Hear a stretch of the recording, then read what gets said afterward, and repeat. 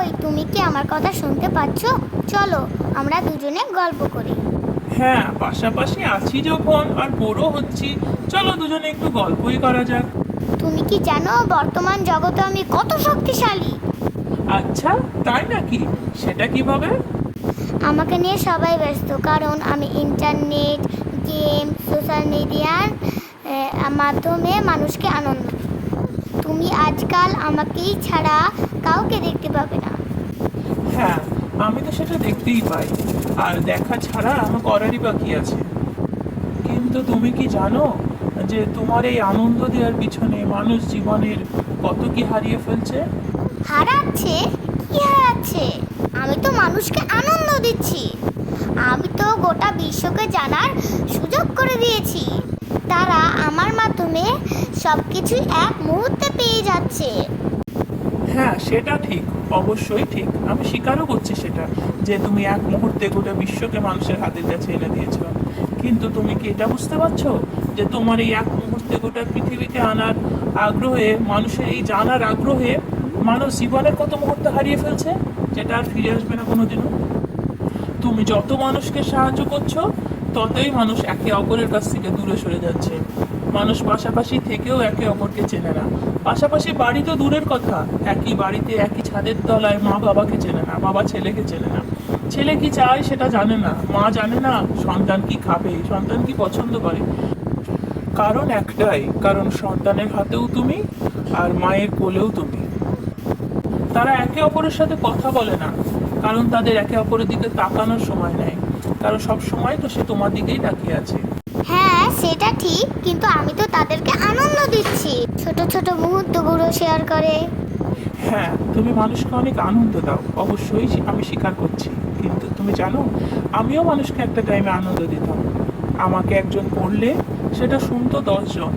তাতে কি হতো জানো? 10টা মানুষের সাথে তার দেখাও হতো, কথাও হতো, এবং একে অপরের সাথে বন্ধুত্বও হতো। যে বন্ধুত্বটা বিপদে তারা পাশে পেত। কিন্তু তুমি যাদেরকে বন্ধু করছো, তাদেরকে তো বিপদে পাশে পাওয়া যায় না, শুধু ফোনেই শেয়ার করে। সেটাতে তো আমার কি দোষ? আমি তো একটা যন্ত্র। আমাকে যেভাবে ইউজ করবে আমি সেভাবে কাজ করব। আমাকে যেটা বলা হবে আমি অবশ্যই সেটা করব। তুমি আমাকে বকছো কেন? তুমি ঠিক বলেছো, কিন্তু তোমার ব্যবহারটা মানুষ একটু বেশিই করে ফেলছে। তুমি দেখছো না, শিশুরা তোমার কারণে সারাদিন তোমার স্ক্রিনে তাকিয়ে থাকে। তাদের চোখ নষ্ট হচ্ছে, বাইরে খেলাধুলা দূরে সরে যাচ্ছে, তারা তোমার জগতের ভিতরেই আটকে থাকছে। এটা তো ঠিক না, তাই না? হ্যাঁ, এটা ঠিক। ছোট বাচ্চারা সবসময় আমার স্ক্রিনে তাকিয়ে থাকলে তাদের চোখ খারাপ তো হবেই, কিন্তু তারা আমাকে খুব ভালোবাসে। ভালোবাসা আর আসক্তি এক জিনিস নয় মোবাইল। তাদের শরীরে প্রভাব পড়ছে। মানুষ এখন ঘরের বাইরে খুব কমই বের হয়, কারণ তারা তোমার মাধ্যমে সবকিছু ঘরে বসেই পেয়ে যাচ্ছে। এতে তাদের শরীর দুর্বল হয়ে যাচ্ছে, বিভিন্ন ধরনের অসুস্থতা বাড়ছে। কিন্তু মানুষ তো সেটা বোঝে না।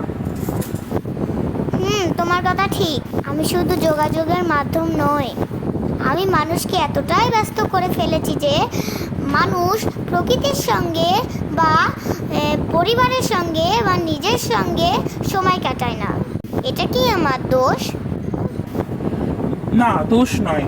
তবে মানুষ যদি ভারসাম্য বজায় রাখতে জানতো, ভারসাম্য বজায় রাখতে পারতো, তাহলে মনে হয় এত সমস্যা হতো না। তাছাড়া আমাকে যদি এতটা দূরে সরিয়ে না রাখতো, তাহলেও আমার মনে হয় এত সমস্যা হতো না।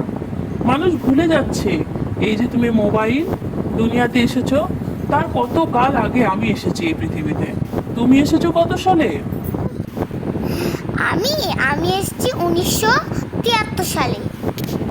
আর আমি আমি তো সেই সেকেন্ড সেঞ্চুরিতেই চলে এসেছি। অথচ কত সহজে এতদিনের সম্পর্ক মানুষ এত তাড়াতাড়ি ভুলে গেল। তবে মানুষের প্রতি আমার দৃঢ় বিশ্বাস আছে, খুব তাড়াতাড়ি তারা আমার গুরুত্ব বুঝতে পারবে এবং আমাকে দাম দিতে শিখবে। ঠিক আছে বন্ধুরা, তাহলে আজকের মতো টাটা। তোমরা আমাকে বলে দিও কিন্তু, যে আমি ঠিক বলছি না মোবাইল ঠিক বলছে।